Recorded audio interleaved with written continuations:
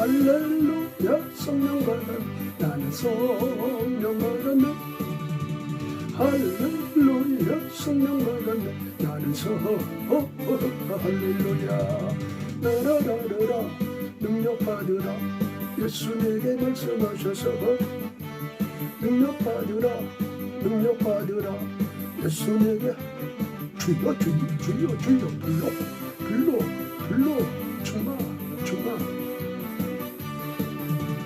할렐루야 성령 받았네 나는 성령 받아 할렐루야 나라리더라 부르짖으라 예수 내게 말씀하셔서 부르짖으라 예수 내게 말씀하셔서 할렐루야 응답 받았네 나는 응답 받았네 할렐루야 응답 받았네 나는 주여 불러 은사 받으라 예수 내게 말씀하셔서 은사 받으라 예수 내게 말씀하셔서 할렐 주여 불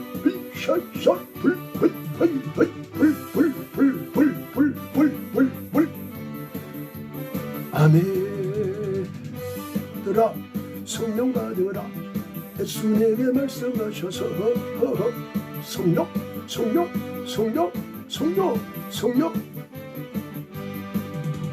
할렐루야 성령 받아 나는 성령 받아 불러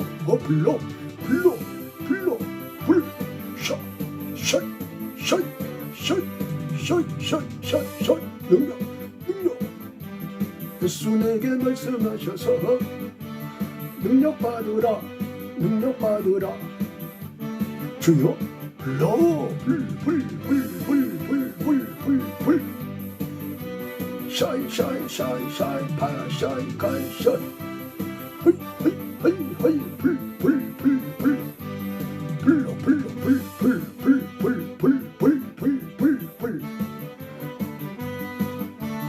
라라리라라 예수 내게 말씀하셔서 할렐루야 응답 할렐루야 응답 받았네 나는 응답 받았네 은사 받으라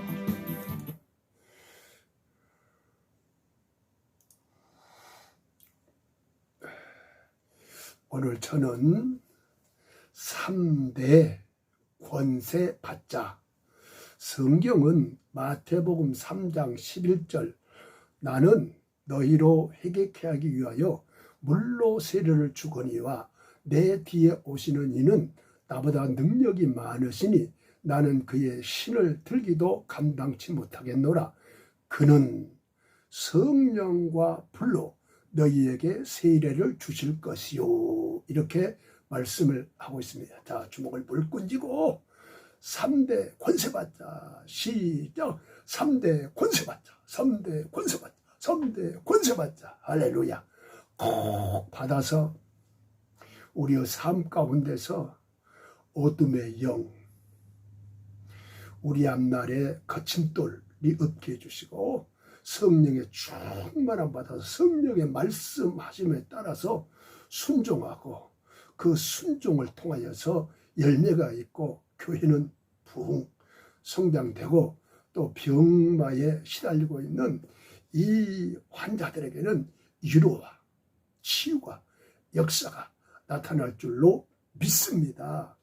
자, 그래서 여기 권세를 받기 이전에 세례라는 단어가 있고 성령 세례라는 단어가 있고 오늘 성령과 불로 그랬습니다. 불 세례라는 단어가 있고 성령 충만이라는 단어가 있습니다.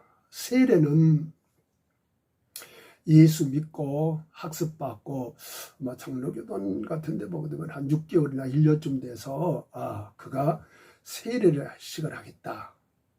이렇게 성부와 성자와 성령의 이름으로 세례를 주노라. 이런 세례를 이건 한 번 받는 것이죠.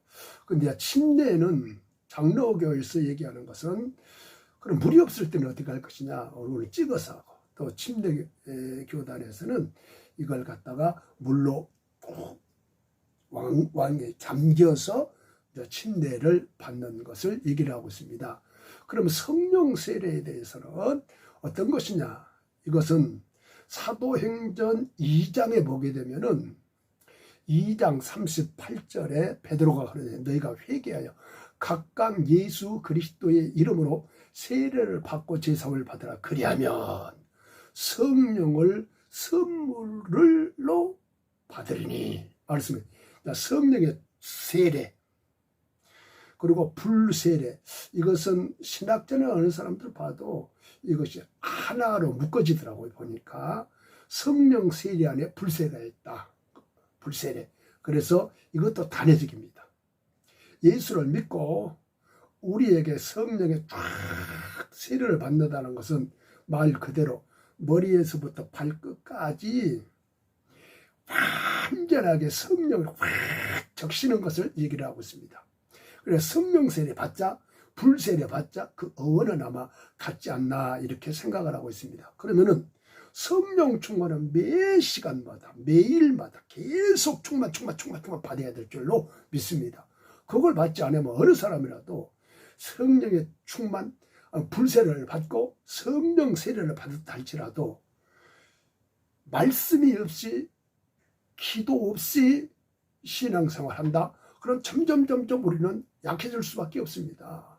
그래서 성령 충만은 지속적으로, 성령 충만은 계속적으로 기도해서 아주 충만을 받아야 우리의 신앙이 아주 끝까지 승리하고 시험에 들지 않고 어떤 상황에서도 성령 하나님을 의지하고 승리할 줄로 믿습니다. 우리가 권세받기 이전에는 반드시 성령의 강력한 역사가 있을 줄로 믿습니다. 그러면은 구약에는 그 기름 부음이라는 단어가 많이 있고 신약에는 성령 충만이라는 단어가 많이 있어요. 그러나 이거 같은 맥락이 아니겠는가 이렇게 볼 수가 있어요. 그래서 우리가 요한 1서 2장 27절 보게 되면은 너희는 주께 받은 바 기름 부음이 너희 안에 거하나니 아무도 너희를 가르칠 필요가 없고 오직 그의 기름 부음이 모든 것을 너희에게 가르치며 또 참되고 거짓이 없으니 너희를 가르치신 그대로 주 안에서 거하라. 그래요? 그래서 성령의 충만, 성령 세례, 불세례를 받는 자에게는 우리 안에 성령이 가르쳐 준다는 거예요. 성령이 말씀을 한다는 거예요. 이 말씀이 요한복음 14장 26절 말씀 보게 되면은 보혜사 성령이시죠. 곧 아버지께서 내 이름으로 보내실 성령, 그가 너에게 모든 것을 가르쳐 주시고 내가 내게 말한 것을 생각나게 하시리니 평안을 내게 끼친다 이랬어요. 그러니까 가르치시고 성경을 읽던 것을 우리 그 지혜로운 마음으로 우리에게 가르쳐 준다 이렇게 말씀을 하고 있습니다. 자, 그러면 이 권세는 3대 권세가 있습니다. 자, 구약에는 이 3직을 한 사람씩 세웠는데 바로 신약에 우리가 이게 딱 이 변화산에서 볼 때 우리 예수님이 변화산에서 구약의 모세, 또 구약의 엘리야, 그리고 예수님 셋이 모였던 것을 제자들이 그걸 보고 있는 거예요. 그러면 이게 뭘까 이렇게 보게 되면은 아마 구약의 대표하는 선지자가 누구겠느냐? 바로 엘리야 선지자입니다. 그럼 언제 그는 성령의 불세례를 받았을까? 바로 갈멜산에서 그 바알과 아세라 선지 850명과 기도를 하다가, 그리고 이제 이 영적인 대결이 벌어지다 거기서 하나님의 간절하게 불러 기도했더니 그 불이 그냥 제단과 흙과 나무와 돌멩이를 막 태우는 역사가 나타났습니다. 그 현장에 갔으면 대단한 역사가 나타날 줄로 믿습니다. 그래가지고 850명 싸워서 기손 시내가에서 바알과 아사라의 목을 댕강댕강 다 자르고 승리를 했다는 사실이에요. 아마 거기서 그 불에 대한 체험. 두 번째, 이 제사장의 대표적인 그 모세는 어디서 그 기름 부음을 받았을까? 그걸 보게 되면은, 자, 미디안 광야 40년 있었을 때 80세 때 바로 광야에서 떨기나무 가운데서 하나님이 불로서 나타나는 거예요. 불로서 딱 나타나가지고, 그리고 그 불 가운데서 하나님의 말씀, 모세야, 모세야, 이렇게 말씀하는 거예요. 얼마나 큰 그 불의 본체이신 하나님을 그 떨기나무 가운데서 모세가 만났어요. 그 불세례, 불의 역사를, 이 불, 그 큰 불세례를 받고 난 후에 그는 무명한 사람이었어요. 바로게 갈 수 있는 상대가 게임이 될 수 없는 한 사람에 불구하고 그에게는 가슴 속에는 불을 줬어요. 불을. 지팡이를 딱 들고 가서 바로와 모세와 대결을 하는데, 이 바로 모세 안에는 이 전능하신 하나님의 불의 본체이신 그분이 와서 딱 계시고 다 가르쳐 주는 거예요. 그리고 10가지 지장에서 절대 밀리지 않고 승리를 했습니다. 마지막으로 그는 10번째 재앙이 어떤 거였습니까? 모든 장자는 내가 치겠다. 그러면은 그 장자를 치겠다 해서 바로 왕의 맨 먼저 장남도 죽였습니다. 그러니까 할 수 없이 바로 두 손을 번쩍 들고 다 너희 백성들을 끌고 양도 끌고 그 모든 재물도 끌고 다 가라고 손을 들었습니다. 손을 들었어요. 자, 그러면 구약의 그 왕을 대표하는 사람이 누구였을까? 이래 보면은 아마도 저는 이 다윗이, 자, 그는 이 목동으로서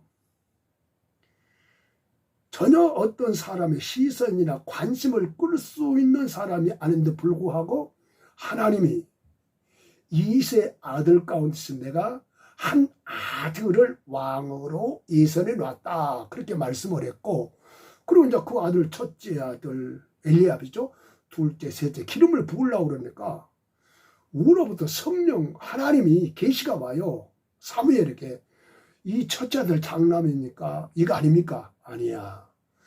두 번째는 어떻습니까? 키가 크고 준수하고 칼도 잘 쓰고 부모에게 효도하냐, 부으려고. 아니야. 셋째는 하셨죠. 그러면 그 아버지는 이세에게 아들이 없습니까? 하나가 있는데 막내. 자, 벌품이 없습니다. 그리고 양치고 있다. 그래, 불러와라. 불러줘 오고, 그리고 저녁 내가 밥을 안 먹겠다 그래서 그걸 딱 불러오니까 하나님이 우리부터 계시가 왔어요. 그에게 기름을 부어라.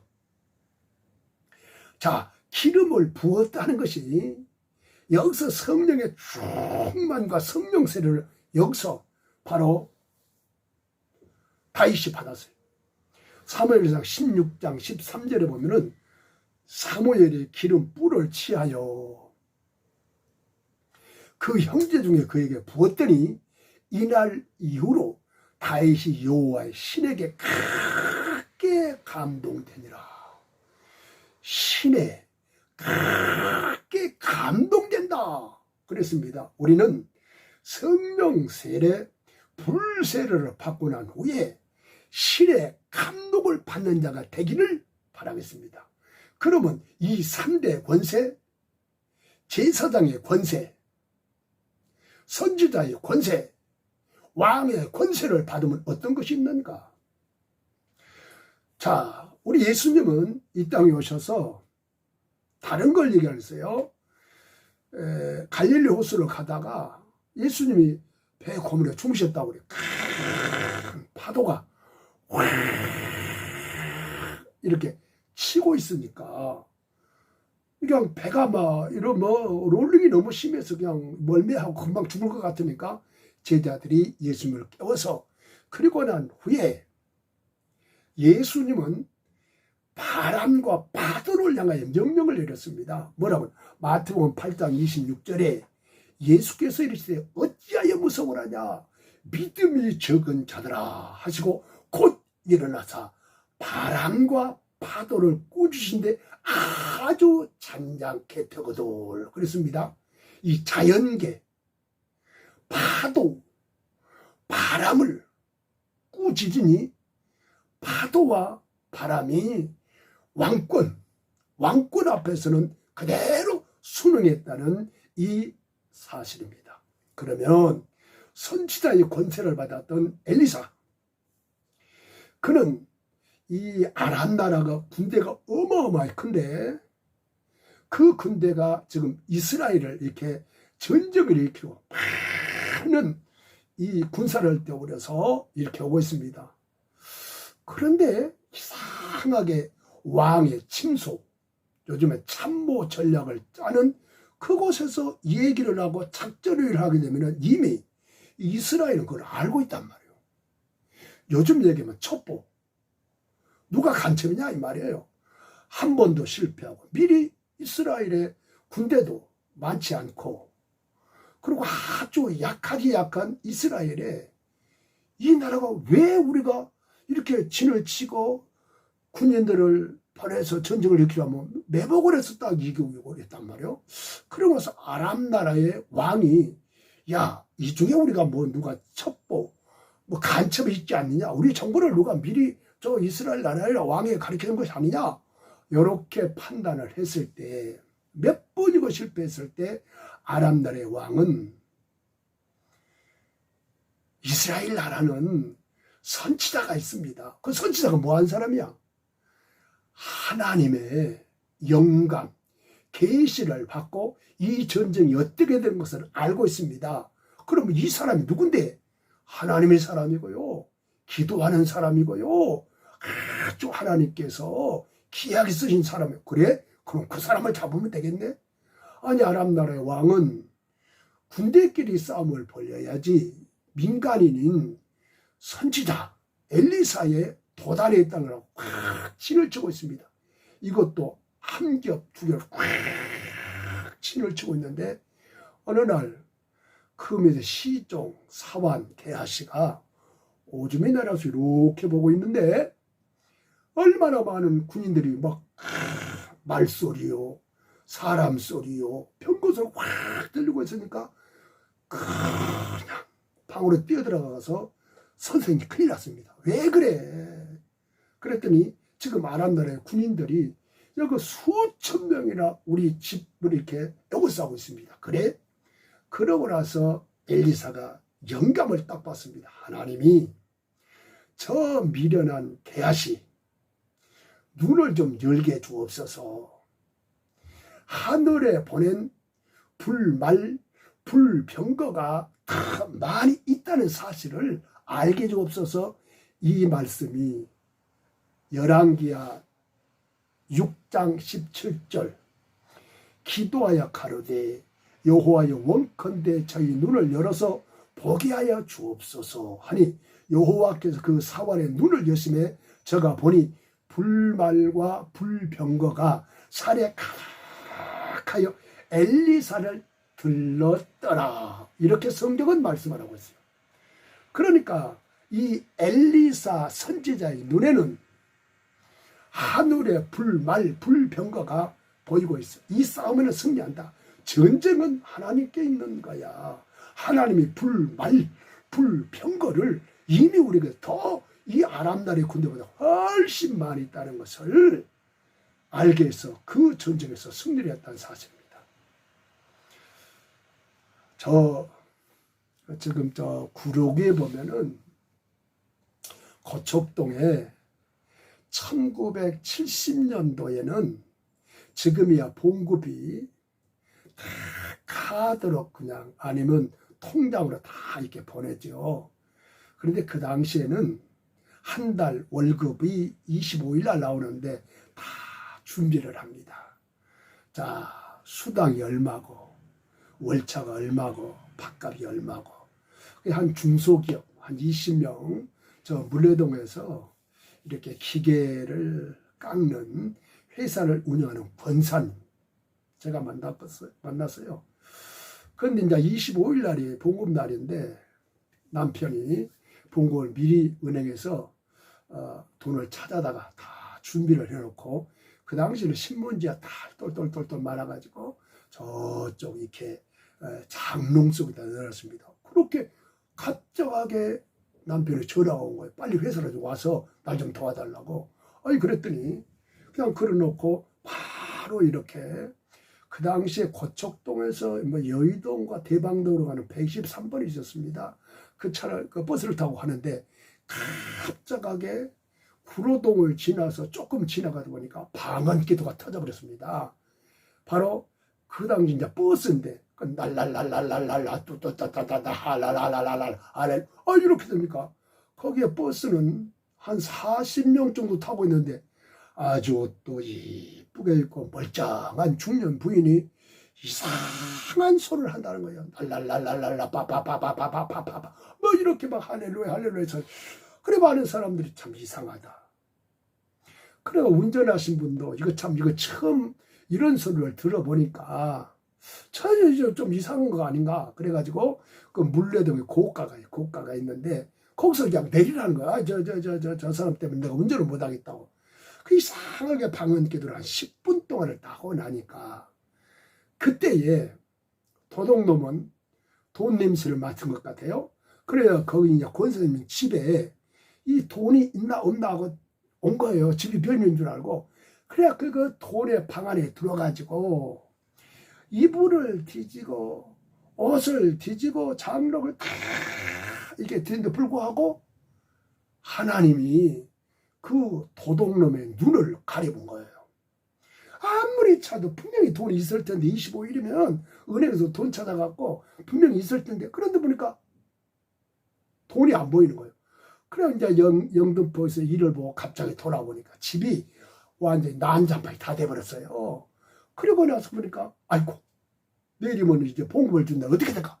그랬더니 신분에 그 돈이 지금 몇 천만이 쌓인데 불구하고 하나님이 그 눈을 딱 가려본 거예요. 이것이 바로 우리에게는 선지자의 권세가 임했던 그 권사에게는 바로 이 눈을 도둑놈이 눈을 딱 가려버렸습니다. 오늘 성령 세례 불 세례를 받은 후에 3대 권세가 임했습니다. 그 권세가 왕의 권세, 자연계를 다스리고 그리고 파도 바람을 다스리고 귀신을 쫓는 권세 그리고 제사장의 권세는 상담을 하고 교회를 잘 돌보시는 권세 선지자는 바로 우리는 하나님의 말씀을 받아서 바로 누구에게 전하고 이 권세를 받아서 지금 이 시대에 3대 권세를 잘 이걸 받아서 하나님 앞에 귀하게 쓰임받는 저와 여러분이 되기를 주의 이름으로 축복합니다. 주의 이름으로 축복합니다. 아멘.